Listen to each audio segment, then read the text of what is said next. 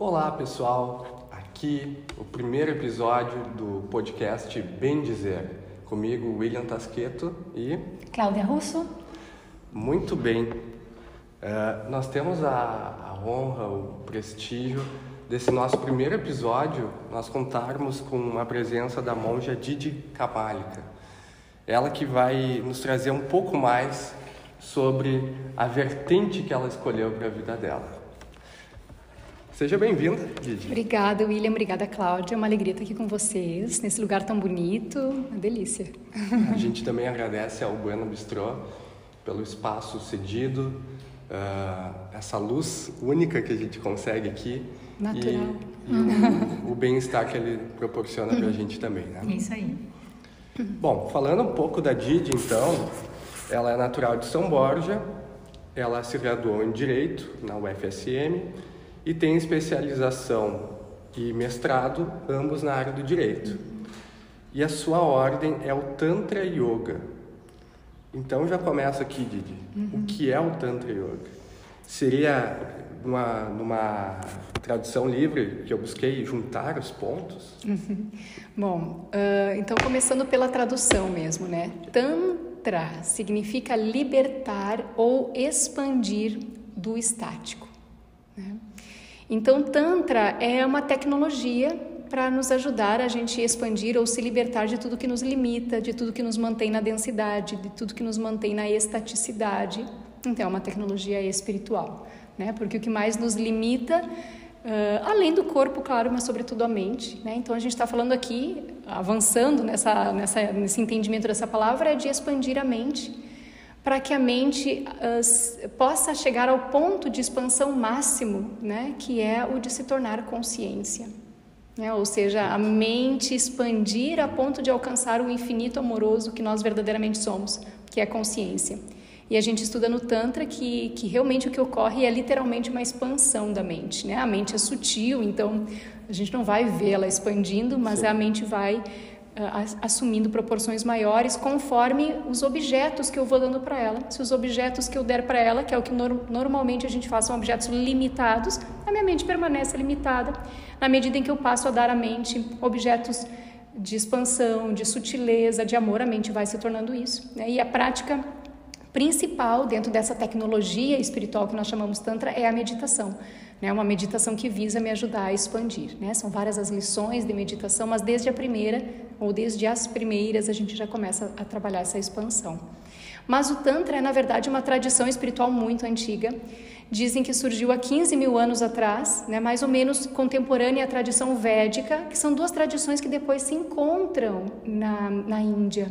Só que a tradição tântrica ela é originária da Índia, os povos chamados dravidianos, que eram povos negros, né, os povos talvez que a gente encontre com mais abundância na Índia, né, de pele mais escura, enquanto que a tradição védica ela é originária, o que a gente chama de Europa Central ou Ásia Central, né, o norte da Rússia sobretudo, né? Então desde lá vieram os povos que nós chamamos de arianos, povos de pele clara, fugidos, alguns dizem, do frio da Rússia, do norte da Rússia, chegam na Índia.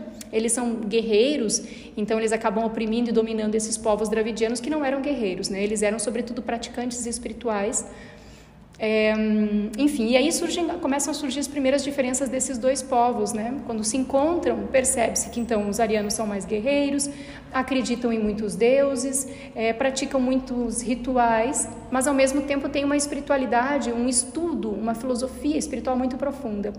Os tântricos também têm essa filosofia profunda e nisso eles são muito similares, né? Mas por outro lado os tântricos não acreditam em rituais, né? Não acreditam em deuses, acreditam que a nossa expansão enquanto seres espirituais que somos se dá pela nossa própria prática, né? E especialmente então essas tecnologias que eles foram descobrindo, né? Os próprios exercícios físicos com o corpo, que depois passaram a se chamar os asanas, que é como normalmente a gente entende o yoga, mas então os asanas são só uma parte dessa tecnologia espiritual do Tantra. Então, os tântricos praticavam esses exercícios, esses asanas, e sobretudo foram descobrindo as técnicas de meditação, né?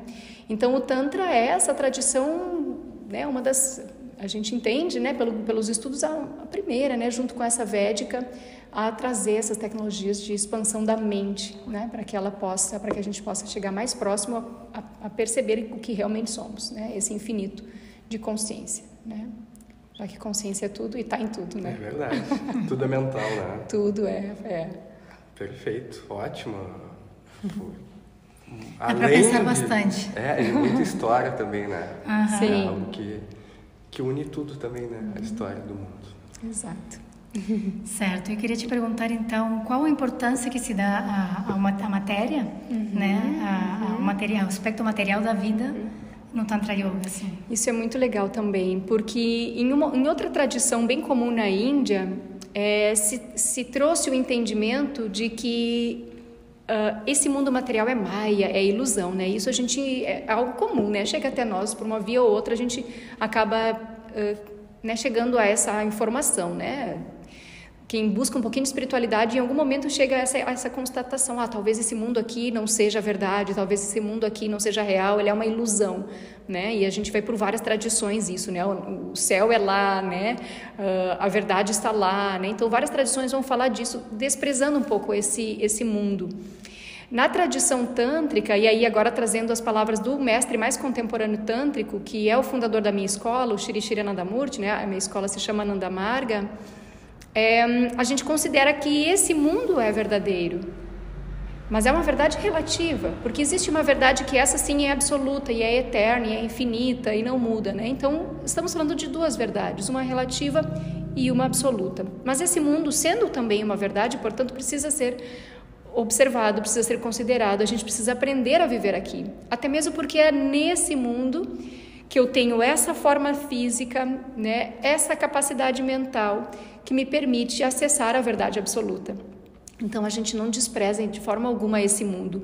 Inclusive dentro da tradição tântrica, né, a gente entende que a prática espiritual deve caminhar em paralelo com a nossa prática e nossa vivência no mundo. Todos os mestres tântricos casaram, tiveram filhos e trabalharam, né? Shri Shri Anandamurti era contador e foi contador por quase toda a sua vida. Ele só deixou esse trabalho quando ele já tinha, digamos, garantido uma condição para sua mãe, porque a mãe dele se tornou viúva muito cedo, o pai dele faleceu quando eles eram ainda jovens, então ele precisou sustentar a família, né? E ele só deixou então depois quando ela estava já numa condição segura, né, materialmente falando, e os discípulos pediram, não, mestre, a gente precisa de você integralmente dedicado à missão, né, à instituição, à Ananda Marga.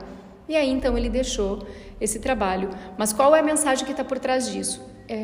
Viver a espiritualidade é algo que pode ser praticada e vivenciada e desenvolvida por qualquer um, né? É também uma forma de dizer, não tem desculpa, hein? Não é porque você tem filho, não é porque você tem um trabalho, não é porque você tem uma carga horária puxada que você não pode viver a espiritualidade. E isso que é muito legal também no Tantra, porque, e principalmente, claro, nessa tradição agora mais atualizada, né? Porque tivemos Shiva, o primeiro mestre tântrico há 7.000 anos atrás, que sistematizou aquilo que os dravidianos desde há 15.000 anos faziam. Então, Shiva foi o primeiro mestre tântrico, que 3.500 anos depois veio Krishna e 3.500 anos depois veio Shri Shri Anandamurti. Então se entende também alguns, né, que eles são a mesma entidade, né, reencarnando a cada momento que a sociedade precisa. Então Shri Shri Anandamurti faleceu em 90 e ele trouxe então essa atualização muito contemporânea, né, exatamente para homens e mulheres do século 20 e 21. Então, é uma síntese bem objetiva de que práticas realizar numa vida extremamente corrida que vão me conduzir para essa expansão da mente até a gente se tornar, perceber que somos consciência, né? Sim. Isso encaixa justamente no que nós falávamos antes de começar, sobre a questão do cotidiano e da possibilidade de dar um espaço na vida prática para se entender e talvez receber e perceber qual caminho tomar dali em diante. E aí eu pergunto para você, com qual idade você teve o seu chamado espiritual e você pôde fazer justamente isso, de parar tudo, conseguir dar o primeiro passo firme, e acredito que não com tanta segurança ainda, mas o caminho traz essa segurança, né? Então, até para inspirar quem está nos ouvindo, quem está nos assistindo, que não é algo que tu nasceu, com 5 anos tu já tem que estar meditando, ou dedicar uma vida búdica desde o início, né? Então, isso é bem legal, William, até porque eu realmente estive muito distante disso quase toda a minha vida, né? Sempre fui me tornando cada vez mais cética à medida que eu estudava, então fui rejeitando as religiões e com isso eu rejeitava a espiritualidade por considerar que era a mesma coisa, né? Então aquelas instituições que no decorrer da história tinham feito coisas com as quais eu não concordava, eu rejeitei e com isso rejeitei a espiritualidade. E vivi uma vida bem normal, digamos assim, para jovens da década de 90, né? Com experiências com todos os tipos de drogas lícitas e ilícitas, tá? Então fui bem mundana. Meu trabalho, né, também bem mundano, assim, né, um trabalho bem racional, intelectual, né, como advogada, como professora universitária, trabalhos que eu admiro e gosto, né, valorizo, mas sem dúvida bastante ligados à materialidade, né. E digamos assim que começou um despertar aos 33, talvez, olha aí, né?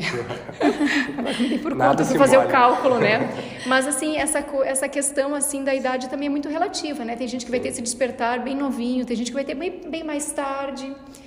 E não importa, né? O momento que chegar é bem-vindo. O importante é a gente perceber o que a gente vai priorizar na nossa vida quando esse chamado chega, né? E para mim chegou a partir de crises existenciais, né? E talvez para a grande maioria de nós vai ser a vida dando um empurrão mesmo, né? A vida dá um empurrão e aí a gente acaba no desconforto que surge, a gente precisando se mexer. Infelizmente, nós vivemos um mundo de muitas injustiças materiais e muitas pessoas, mesmo com empurrões, não têm alternativa. Precisam seguir a máquina, precisam seguir, né, vivendo para sobreviver. Mas eu tive a oportunidade e a minha oportunidade foi até bem rara, porque eu realmente pude parar tudo, né? É muito raro isso, né? Mas que não pensem que se não puder parar, não tem como dar esses passos, porque a maioria das pessoas não vai poder parar. O que a gente deve pensar e buscar fazer é pelo menos perceber que no meio da quantidade de esforço que eu já pratico na minha vida, todo mundo, né? Não conheço ninguém que não se esforce horrores para fazer um monte de coisa de manhã, um monte de coisa de tarde, um monte de coisa de noite, para dormir às vezes pouco, para comer mal, enfim, a gente se esforça muito. Mas se eu já me esforço, quem sabe eu posso direcionar um pouquinho do meu esforço para algo que vai me potencializar. Inclusive me potencializar para ter uma vida material mais confortável, sabe? No sentido de me tornar mais objetiva, a mente mais clara, mais lúcida. E aí a vida material também se torna mais fácil, né? Eu consigo mais facilmente saber o que eu tenho que fazer a cada situação, mais facilmente saber como interagir com as pessoas, né? Então, poder priorizar um pouquinho do meu esforço, da minha energia, do meu tempo para práticas que vão me ajudar a ter mais consciência, mais discernimento, vão me ajudar a expandir a minha mente, é fundamental para, inclusive, viver materialmente com muito mais facilidade, né? Nem sei se eu te respondi. Respondeu. E complementou. Foi respondeu ótimo. E foi além. Ok.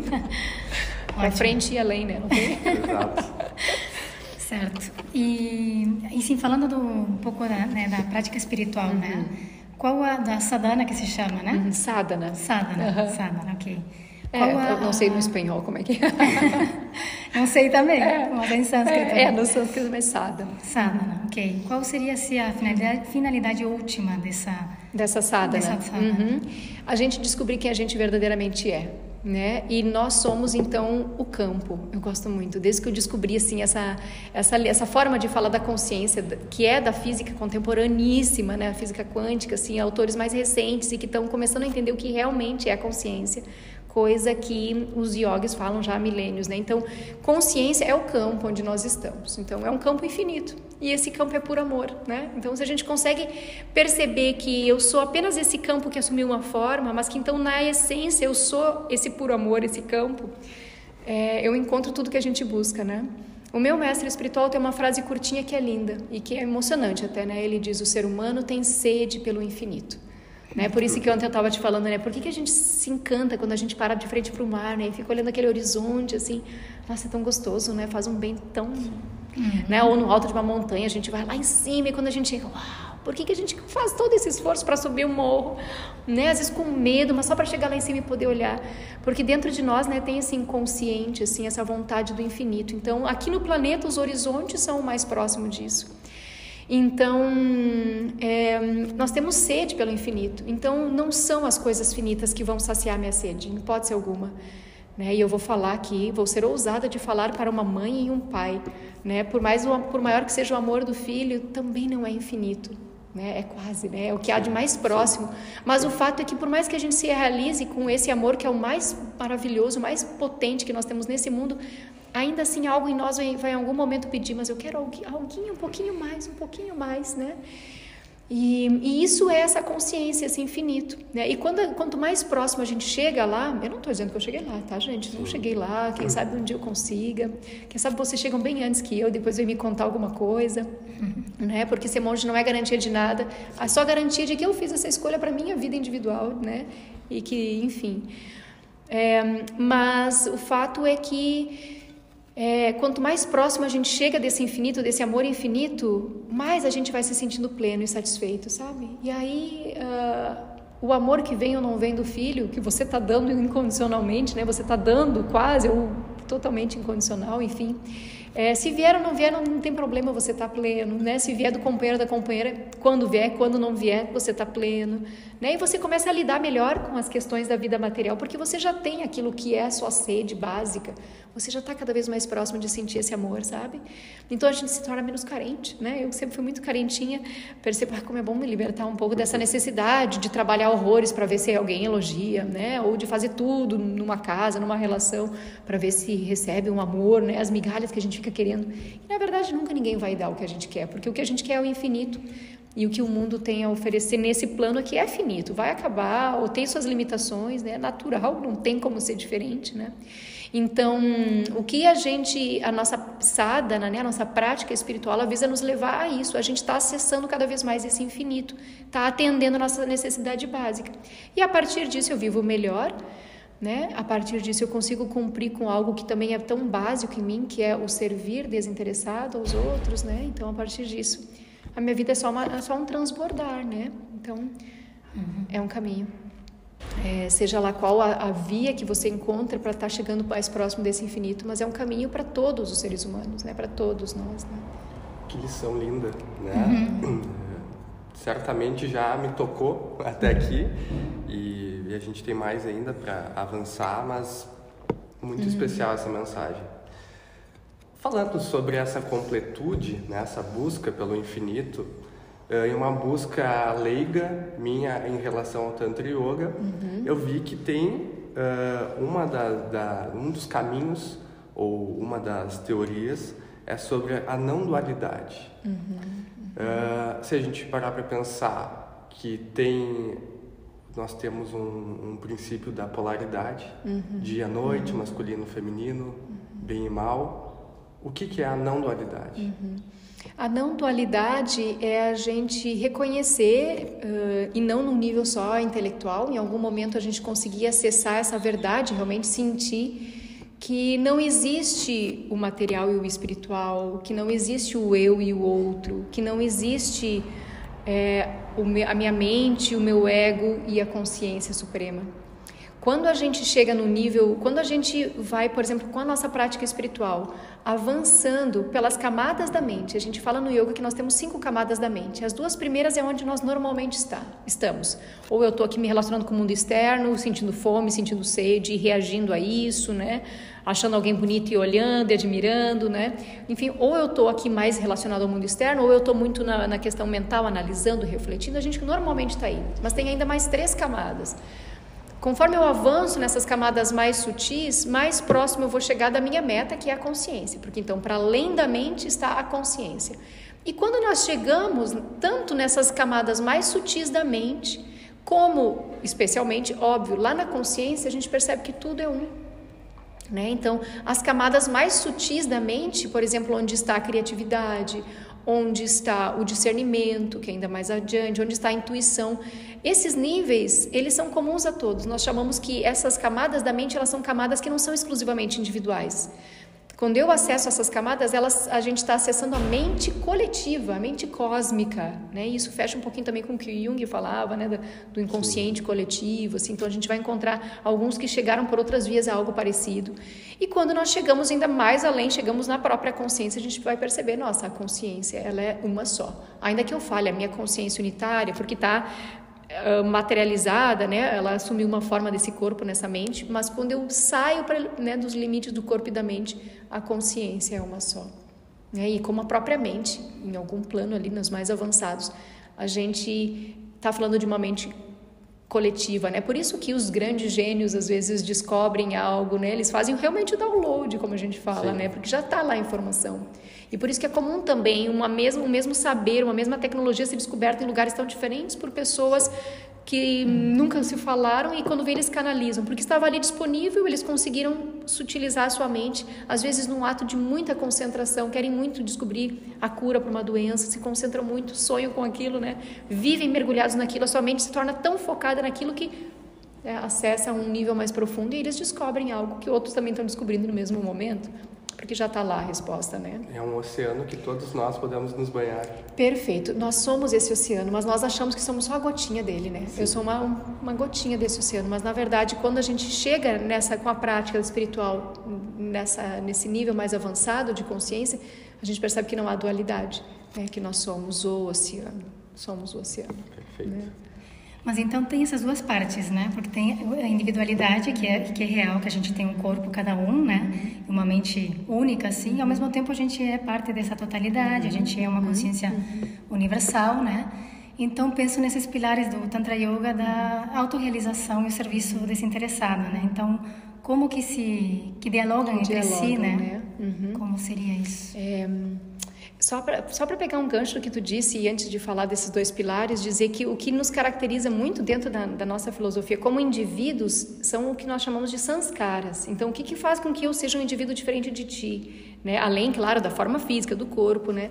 Mas mesmo a forma física, mesmo o corpo, mesmo tendo pais diferentes, mesmo tendo nascido em lugares diferentes, tudo isso que nos diferencia está dentro desse conceito de sanskaras, ou o que vulgarmente a gente chama de karma, né? Que é o que eu herdo de outras vidas e mesmo que eu estou criando nessa vida a cada nova ação, né? Ação intencional, né? Quando eu tenho uma ação, né, que eu intenciono fazer algo, né? Então são sanskaras que fazem a gente ser diferente. Por isso que o meu corpo é assim, o teu é assim, né? Por isso que tu tem tais tendências mentais. A Cláudia, como boa ariana, deve ter muito mais raiva que eu, como libriana, né? Então esse pacotinho sanskara é teu. Pode ter certeza que sim. Né? Então assim, esse sanskara é o que a gente herda de outras vidas, que faz a gente ser diferente. Bom, e aí esses dois pilares, né? De alguma forma eu comentei disso, mas falando então com mais profundidade agora, né? Então, o que é fundamental o que é, inclusive, o que faz parte como base da minha prática espiritual? Quando a gente fala em prática espiritual, em sadhana, normalmente a gente pensa então na meditação, né? Nas práticas de exercícios físicos que vão me ajudar a capacitar a minha mente para meditar, a capacitar a minha mente para viver melhor, a me libertar dos padrões, das tendências mentais como a raiva, como a insegurança, que já é bem mais libriano, né? Enfim, então quando a gente... o meu desenvolvimento espiritual depende sim de práticas espirituais, mas também está visceralmente associado ao serviço a todos os seres, né? Então faz parte da minha caminhada evolutiva eu trilhar esses dois pilares em harmonia, porque se eu praticar muito mais espiritualidade do que me dedicar a servir aos outros, o meu ego vai se tornar bem grandão de alguma forma, né? E eu vou me sentir tão evoluída, vou me sentir tão um ser especial. Se por outro lado eu pratico serviço aos outros, né? Também o meu ego pode crescer muito e eu me sentir, então eu sou a mais caridosa, eu sou a mais bondosa, eu sou aquela que me sacrifico na minha vida, né? E a gente fica com o ego grande também, porque nós somos, então, especiais. Então, a gente precisa ter o desenvolvimento aqui da consciência, né? O acesso à consciência, desenvolvimento das capacidades psíquicas para acessar cada vez mais esse estado de pureza e de consciência, mas, ao mesmo tempo, lembrar que nós somos um, e que os outros precisam tanto de atenção como eu, né? Então manter esse equilíbrio, quanto que eu posso dedicar ao outro, quais são as necessidades do outro, mas também o que eu preciso fazer por mim, inclusive para estar consciente de não me sentir vaidosa com esse trabalho aqui, né? Então, esse equilíbrio precisa ser mantido, né? Perfeito. E nessa prática espiritual e também física, para acessarmos, né, essa consciência, é o estímulo e a utilização, o despertar também da energia Kundalini, correto? Pode explicar para a gente, em termos que o nosso público e a mim também consiga entender o que é a energia Kundalini, como ela é estimulada e qual que é o objetivo? E na medida que eu consigo explicar também, porque isso é bem complexo. Eu até falei, Cláudia, vou ter que estudar um pouco, porque a Kundalini ela tem umas complexidades. Mas o que a gente pode saber de antemão, né? Primeiro lugar, que essa energia, ela é uma energia que está em nós como entidade unitária, né? Então aqui eu tenho um corpo e essa energia está associada a todos os corpos humanos, com certeza, né? E desde a criação, né? Digamos, essa energia é a energia da origem do universo, sendo que o universo como algo que foi criado não é a origem de tudo. A origem de tudo é a consciência sem nenhuma expressão, né? E aí, quando ela começa a se expressar, ela vai criando a própria consciência de que ela existe, né? Que é muito bonito. A primeira coisa que foi criada é quando a consciência permitiu que a sua qualidade, que a energia se manifestasse. Essa energia criou a consciência da própria consciência de que ela existe. Então é como se essa consciência dissesse, opa, eu existo, né? É um espelho, né? Opa, eu tô aqui, eu existo, né? Então é o eu sou, né? Ou no princípio o verbo. Que verbo, né? Eu sou. Aí a segunda expressão é eu faço, né? E aí depois começam as coisas, digamos, mais materiais, né? Daí vem o éter, e aí todos os elementos até chegar no sólido, enfim. O fato é que essa energia que então ela vem, né, desde os primórdios da criação, ela está localizada nos nossos corpos, lá no primeiro centro energético, né? Mais ou menos ali dentro, né? Localizado próximo do nosso cóccix, né? Mas claro, num canal sutil, num canal de energia. E as práticas espirituais, né, elas visam exatamente permitir que essa energia vá subindo. A gente entende no Tantra que nós conseguimos trazê-la até aqui, né, até esse chakra, o Agnya Chakra, e com a ajuda da própria consciência suprema, ela conseguiria vir até aqui. A gente não teria esse poder, né, como se a consciência guardasse para ela um poder final, do tipo, não, aqui nem todo mundo talvez vai ter essa possibilidade, essa capacidade, está habilitado a dar esse último passo, né, de trazer a consciência, essa energia para o próprio lar da consciência em nós, né, que é nesse Sahasrara Chakra aqui.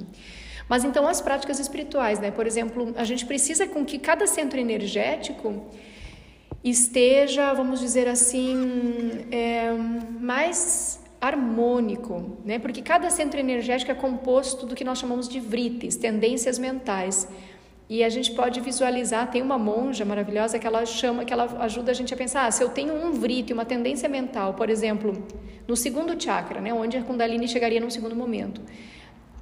Se tenho falta de confiança em mim, né? Se essa tendência ela está muito expressa, eu vou como se eu tivesse uma molinha, né? Que saltou uma molinha ali do círculo, né? Do chakra, roda, né? Dessa roda de energia. E essa molinha vai atrapalhar que a Kundalini passe por aqui. Então eu preciso harmonizar todas essas tendências mentais desse segundo chakra, onde aqui também tem a crueldade, aqui tem a autoindulgência que nos leva aos vícios. Então, se eu tenho muitas molinhas, aqui mais difícil ela vai conseguir passar por esse canal, né? E aí cada chakra, e aí os asanas a gente pratica exatamente para gerenciar, para controlar essas tendências mentais. A partir da manipulação das glândulas endócrinas que estão localizadas coincidentemente na mesma altura próximo ali dos chakras, então tanto o corpo sutil energético como o corpo físico glandular está localizado, né, nas mesmas partes ali do nosso corpo. Então na medida que eu faço asanas, eu estou massageando a glândula endócrina que está passando a produzir hormônios de forma mais harmônica e com isso eu harmonizo meus padrões mentais e comportamentais, porque a gente é o que a gente é conforme os hormônios que a gente tem, né? Perfeito. Quando os meus hormônios estão meio assim, a gente fica tudo meio louco, né? Então, a gente precisa harmonizar para essa produção hormonal, porque isso vai estar harmonizando essas tendências mentais. E com isso, aquelas molinhas, né? elas desaparecem, né? E a Kundalini pode subir. Então a gente pode dizer de várias formas qual é a meta da prática espiritual. É perceber que eu sou consciência infinita e amorosa. É fazer com que a minha Kundalini suba, né, dos chakras inferiores até o Agnya Chakra. E depois, né, ainda até o Sahasrara Chakra, né? É sair do denso e ir para o sutil, né? Então o meu caminho espiritual é de me tornar cada vez mais sutil. E isso facilita também, né? Como que eu devo viver nesse mundo? A cada situação percebe, você consegue ser mais sutil no que você come, né? Aproveitando que a gente está aqui no Bueno, eu consigo ter uma alimentação mais sutil, né? Sem gerar violência, sem, né, depender da morte de outros seres para me alimentar, né? Ainda que as plantas sejam seres, né? E essa é uma coisa que todo mundo fala, mas enfim, são seres menos evoluídos, então, né, a violência não é tão grande, com certeza, do que, né, me alimentar de seres com uma capacidade de evolução muito maior, né, de gerir a sua própria evolução. Então, onde que eu consigo e como eu consigo ser mais sutil, né? Perfeito. Então, por aí. Não sei se a Kundalini realmente a gente precisa conversar mais. Sim, e essa pergunta vem justamente pelo a tendência ocidental de transformar em produtos, né? Perfeito. Essas filosofias orientais. Então tu só isola algo, então tu vê cursos, desperte sua Kundalini, utilize a Kundalini, evolua. Então é também um alerta trazer essa sua fala, que aqui a gente está vendo que é uma prática que não vai ser um final de semana isolado que tu vai conseguir atingir, não vai ser indo num local e vai passar por uma sessão e vai ter a sua Kundalini lá. Vai ter a iluminação. O que eu acredito que aconteça muito, né? O que é aquilo que algumas pessoas relatam ter vivido, comecei a tremer, né? Enfim, né? Pode ser muita coisa, não sei, não estou no lugar delas, não conheço tudo que existe nesse mundo, mas o que acontece muito, e muitas pessoas se utilizam, pessoas com uma das camadas da mente muito poderosa, né? Que seria, enfim, a mente que é capaz de a gente também afetar essa outra camada da mente nos outros, né? Então essa pessoa, ela pode acabar criando na mente dela uma imagem, uma sensação, e ela conseguir invadir a mente dos outros e fazer com que a pessoa vivencie a mesma coisa que ela está pensando. Isso é o próprio hipnotismo parte dessa base, a própria magia, e sobretudo as mágicas, os mágicos, quando querem que alguém veja algo, eles usam disso. Isso é científico. Então isso acontece. Então às vezes a gente se deixa enganar, né, por esse tipo de coisa. E às vezes quem está fazendo e está conduzindo esse tipo de prática nem entende muito bem o que está fazendo, que poder que ele tem. Na verdade é só um poder, às vezes, que é um poder significativo de uma mente invadir as outras. Mas a elevação da Kundalini é algo que realmente a gente tem que ter respeito por um lado, mas ao mesmo tempo bastante cuidado, porque se eu não estou preparada e a minha Kundalini ela sobe por uma via não segura e não cautelosa, quando realmente ocorre, né? Mas eu estou dizendo que às vezes nem é isso que acontece, é só eu vivendo algo que alguém criou em mim pelo seu poder da sua mente sobre a minha. Mas se ela chega a ocorrer, às vezes pelo uso de alguma substância, né, ou alguma coisa, isso pode realmente representar uma perda de total consciência. Eu realmente sair, porque eu não estou preparada para aquela elevação da Kundalini, né? Então a prática espiritual, ela vai não só me levar para esse lugar de expansão da mente de uma forma segura, né, como também algo que permanece, são conquistas que permanecem, não pelo momento ali, né? Eu realmente, nessas buscas que eu comecei, né, lá com meus 33 anos, eu experienciei tanta coisa também para fins de encontrar. E o fato é que nada me mudou de verdade, sabe? Eu vivia experiências incríveis, eu tinha visões incríveis, e era incrível tudo aquilo, e não desmereço, porque como eu senti um chamado para ter, por exemplo, experiências com o xamanismo, eu fui e realmente me ajudou, né? Recebi uma mensagem muito clara: aqui não é o seu lugar, vai para o yoga. Bom, se eu não vou agradecer essa experiência, né? Então, ok. Mas eu acho que tu tem que realmente sentir um chamado muito forte, não vai por curiosidade, porque é perigoso, né? Se você tiver medicamentos, né, também, tomando medicamentos, é muito perigoso. Mas o fato é que dessas experiências ali eu tive essas orientações de para onde ir, mas eu não senti eu me transformar com a permanência dessas práticas, né? Eu não mudava em mim, eu tinha experiências boas ali, eu tive alguns insights, algumas revelações, mas eu não chegava a me sentir no dia a dia depois melhor, sabe? Eu não sentia me transformar de verdade.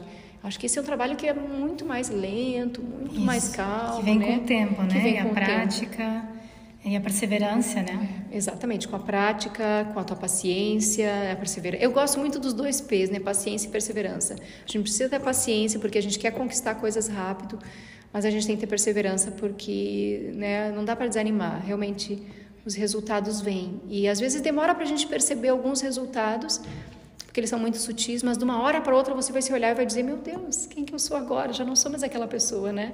E me tornei alguém muito melhor do que eu, em algum momento da minha vida eu sonhei, imaginei. Né? Isso é muito bom também. Tá, e fiquei curiosa nessa questão da proteção espiritual, né? Se tem alguma indicação, alguma coisa assim do Tantra Yoga para se proteger dessas energias? A própria prática, porque na medida em que a gente vai então realizar nossa prática, a gente vai estar mudando também a nossa vibração, né? Tudo é vibração, né? O universo em sânscrito é Jagat. Jagat é movimento, então tudo muda o tempo inteiro, né? Então, digamos que hoje a minha vibração, né, a vibração resultante de tudo que eu sou, né, de cada célula do meu corpo, de cada pensamento, de cada fala, a vibração resultante desse monte de vibrações que eu sou esteja assim. Conforme eu faço a minha prática espiritual, eu vou me tornar mais assim, né? Que são as ondas mais sutis, né? Então, eu vou me tornando mais sutil. E em termos físicos, a gente representa isso por um comprimento de onda maior, né? Não só um comprimento de onda curtinho, onde está a densidade. Na medida em que eu me torno mais sutil, eu mudo minha vibração, eu mudo meu comprimento de onda, eu também não permito mais que coisas de outra vibração cheguem até mim. Eu me torno naturalmente protegida dessas vibrações densas. Então, aquelas agressividades que antes me afetavam, agora chegam e não me afetam, porque eu já estou no outro comprimento de onda. Então, a prática espiritual me transforma a minha vibração e, com isso, a compatibilidade. Eu nem vou atrair, eu nem vou me identificar com outro tipo de comprimento de onda. Então, aquilo que seria denso não é mais compatível comigo, sabe? Interessante. Legal, né? Eu adoro. E dessa densidade material que tu experienciou, viveu até teus 33 anos, botando como um lapso ali, né? Não necessariamente que tenha sido até aquele ponto.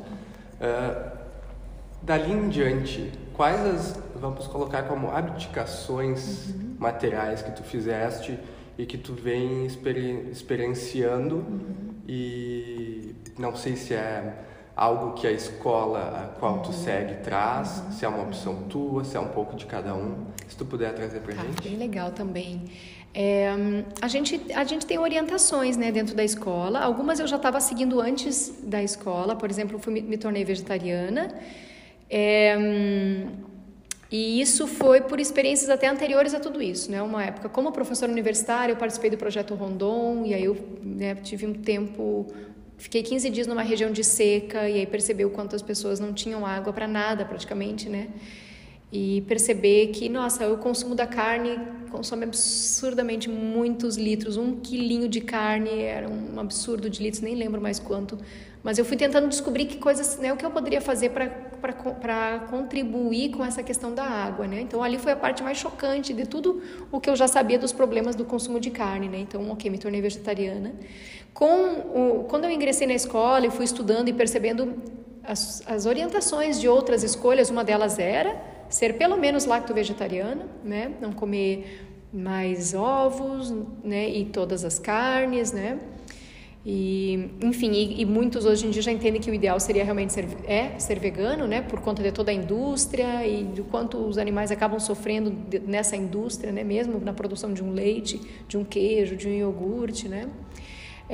Mas aí as outras abdicações, né? Naturalmente eu fui também como orientação, mas também fui sentindo, né? Eu sou, como muito racional eu sou, não adianta chegar uma orientação e eu dizer que eu vou aderir, eu tenho que testar, eu tenho que sentir. E aí eu fui abrindo mão, então, do álcool, né? Ainda tentei algumas vezes, mas eu vi que já não fechava. A sensação era de, nossa, eu tô tão purinha, assim, tô tão, né? Pra que eu vou botar essa coisa que vai me deixar com dor de cabeça, ou vai me deixar denso, ou um bafo, né? Enfim, acordava já toda torta, então já fui abrindo mão do álcool. Cigarro já não fumava, eu tinha fumado, né, como jovem, mas já não fumava também por já ter sentido essa densidade, assim, esse mal-estar, né? A nossa alimentação, além de ser lacto-vegetariana, né, ou idealmente vegana, a gente também considera então que a alimentação mais sutil possível, ou seja, a gente não come alho, cebola, cogumelos, Aí a cebolinha, o alho poró, né? Porque isso também afeta muito a mente. Então, a nossa alimentação, a gente considera que deva ser idealmente, né, o mais sutil possível.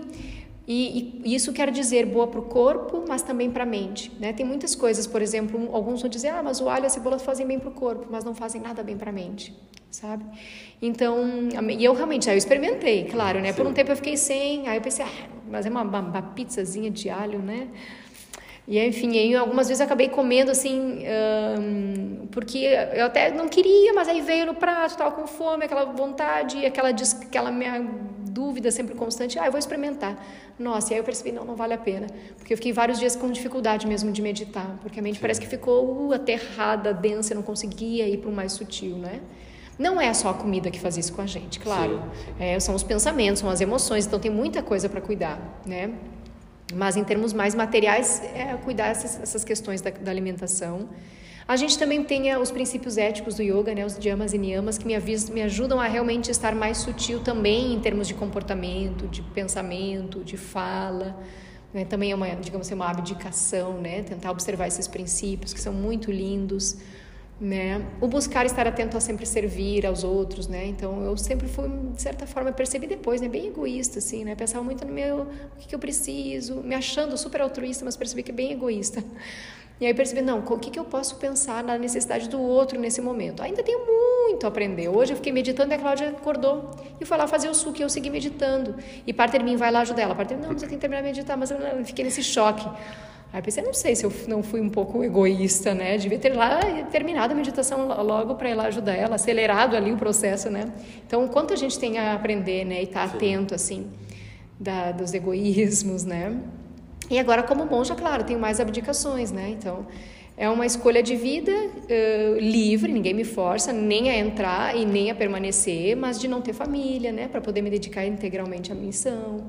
Tanto de ajudar materialmente, né, com projetos sociais, mas também espiritualmente, a sociedade, né, as pessoas. Né? Então, eu abro mão de estar com a minha família. Né? Atualmente, então, fui mandada trabalhar em outro lugar. Então, eu fiz meu treinamento e de lá já me mandaram para a Islândia.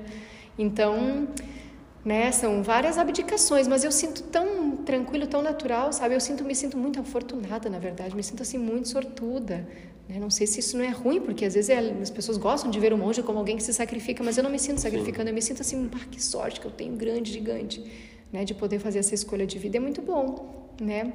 Mas ao mesmo tempo acho que o que o mundo mais precisa não é de monges, é de pais e mães conscientes, né?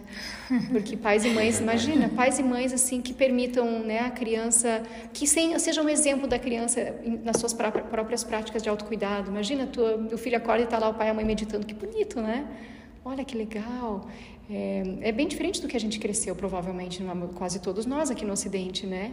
Ou ver o pai e a mãe cuidando do que vão comer, ver o pai e a mãe cuidando dos outros, né, das pessoas que precisam na sociedade, né? Nossa, o pai e a mãe vão lá e gostam de tentar ajudar quem mais precisa, né? O pai e a mãe estão buscando curar as suas questões que todos temos para que isso reflita o menos possível no filho. Então, isso sim é fundamental na vida. Então, eu sinto que a escolha que eu fiz é mais fácil. É muito mais fácil ser monge do que ter uma família para cuidar, é tranquila.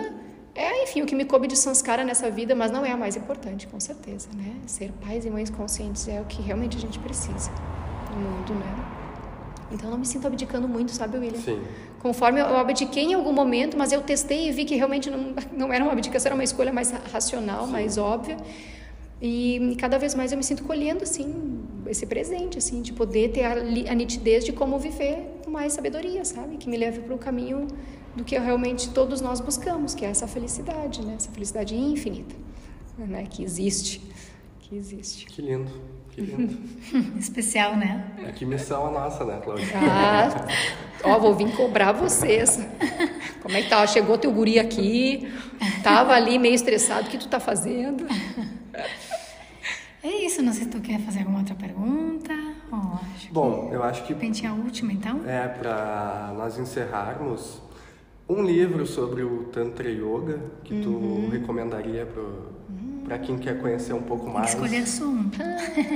Pode ser. Talvez um livro que fale de meditação e tem uma linguagem muito simples e ao mesmo tempo fala desse caminho do Tantra, que é Feche os olhos e abra sua mente. Como é o nome do Dada? Dada Nibbanalananda, alguma coisa assim. Tá. Feche os olhos e abra sua mente. Tem livros, tem o livro Yoga para a Saúde Integral, acho que é essa a tradução, Yoga para a Saúde Integral, que é da Didi Anandamitra. Então tem livros assim, numa linguagem mais acessível para quem está começando, que é dos monges discípulos de Shri Shiranandamurti. Os livros de Shri Shiranandamurti, um mais acessível, né, que é esse que a Cláudia trouxe, um guia para a conduta humana, que fala dos princípios éticos, né, dos yamas e niyamas, que é uma linguagem super acessível, né, e eu acho que esses são bons caminhos. Tem outros, e aí outros livros dele, que aí são para quem já está um pouquinho mais querendo entender da filosofia profunda, e aí a filosofia elementar da Nanda Marga é surreal de lindo, mais difícil, então às vezes vai precisar fazer um estudo em grupo, né, e ideia e ideologia, que é uma teteia, uma lindeza, complexo pra caramba, mas lindo, lindo, lindo, lindo, lindo. Perfeito, então, nós ficamos então enormemente agradecidos a Didi pelo tempo, né, que foi rapidinho a tua passagem aqui em Santa Cruz. 2 horas. A gente volta, né, praticamente. Mas que a gente pôde, né, aproveitar esse teu tempo aqui, tua disposição, a gente agradece muito. Agradece mais uma vez também ao Bueno Bistrô pelo espaço e pelo acolhimento. E é isso, né, Cláudia? Até o próximo. Isso, gratidão pela tua presença, pelos teus conhecimentos, pela tua partilha. Obrigada a vocês, uma delícia. Eu amo falar sobre isso, amo inspirar, né, e compartilhar, então estarei sempre à disposição, mesmo que seja online um dia. Sim, então, sim. Obrigada, gente. E depois a gente coloca então também o perfil, né, da perfeito. Didi, tem cursos também, né, que está fazendo, sim, que é bom divulgar também. Acho que é interessante. A gente coloca depois. Isso, o perfil é Didi Kamalika e eu tenho trabalhado junto com outras 2 monjas, oficialmente, assim, junto, mas com outras que chegam no projeto. Atualmente a gente está com 2 cursos abertos, ainda com inscrição podendo ser feita. Já tivemos um primeiro módulo, até o segundo módulo é possível participar. Um deles é o curso de formação de instrutor em Tantra Yoga. Então, para quem quer se tornar instrutor, ou pelo menos quer se tornar autônomo na sua prática, né? Eu quero poder praticar sem precisar necessariamente ir fazer aula com alguém. E também, para quem quer mais do conhecimento da filosofia, né, pode participar desse curso, mas só da parte teórica. Né? A pessoa tem direito a participar de uma aula experimental, todo sábado de manhã, uma aula vivencial, vamos dizer assim. Não participa das aulas didáticas sobre os asanas, mas participa de toda a filosofia. A gente chamou esse curso de autoconhecimento e psicologia do yoga, que aí estuda toda a parte da filosofia, né? Então a Didi Shivani e a Didi Shereya, que são 3 monjas brasileiras, nós somos 6 ao todo em toda a história da Nanda Marga e 3 somos relativamente novas. E nos juntamos, né? Uma está na Filipinas, a outra está indo agora para o Peru, mas o local de trabalho dela é os Estados Unidos. E a gente está, né, com esses cursos em andamento e teremos muitos outros, né? Essa é a ideia. Então fica o convite, agradecer então muito. Eu queria que a gente pudesse fazer um namaskar juntos, cumprimentar. Claro. Então, as mãos unidas. O polegar vai vir aqui, tá? Aqui. Que é para representar aqui com todo o meu conhecimento, com toda a minha sabedoria, mas também com todo o meu amor, com todo o meu afeto. A consciência que eu sou saúda a consciência que todos nós somos. Então, a gente pode fazer esse gesto e nos dizer namaskar, tá? Então, namaskar. Obrigada. Que lindo. Obrigado. Até o próximo, então, pessoal. E tchau, tchau. Tchau.